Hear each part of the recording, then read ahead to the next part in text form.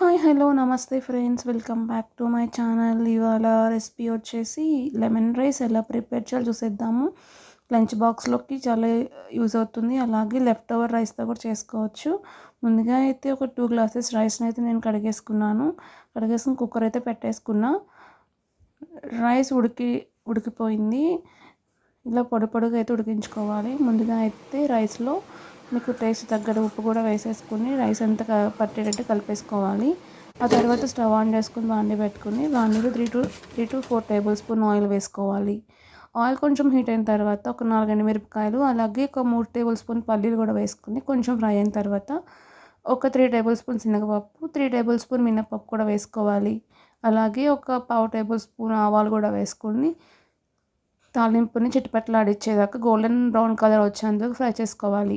ఆ తర్వాత ఒక 5 పచ్చిమిరపకాయలు సన్నగా కట్ చేసుకుని, కొంచెం కరివేపాకు, 1 ఇంచ్ అల్లం సన్నగా తరుక్కుని వేసుకుని ఫ్రై చేసుకోవాలి. ఆ తర్వాత ఒక పావు టేబుల్ స్పూన్ పసుపు కూడా వేసుకుని, ఒక పావు టేబుల్ స్పూన్ సాల్ట్ కూడా వేసుకోవాలి. ఎందుకంటే సాల్ట్ పచ్చిమిరపకాయ పడితే చాలా బాగుంటుంది. అలాగే ఒక 3 టేబుల్ స్పూన్ లెమన్ జ్యూస్ కూడా వేసుకోవాలి. మొత్తం 3 నిమ్మకాయలను అయితే అలా పిండుకుని వేసుకోవాలి. ఆ తర్వాత రైస్లోకి తిరుగుమతినంత వేసేసుకుని కలిపేసుకోవాలి. కలుపుకున్న తర్వాత ఒకసారి సాల్ట్ లెమన్ చెక్ చేసుకుని ఒకవేళ సరిపోకపోతే అడ్జస్ట్ చేసుకోండి.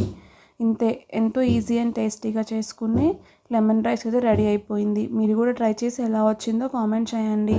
అలాగే నా వీడియో కానీ నచ్చితే లైక్ చేయండి, షేర్ చేయండి, సబ్స్క్రైబ్ చేసుకోండి. మరిన్ని వీడియోస్ కోసం నా ఛానల్ని ఫాలో అవ్వండి. Thank you for watching. Bye.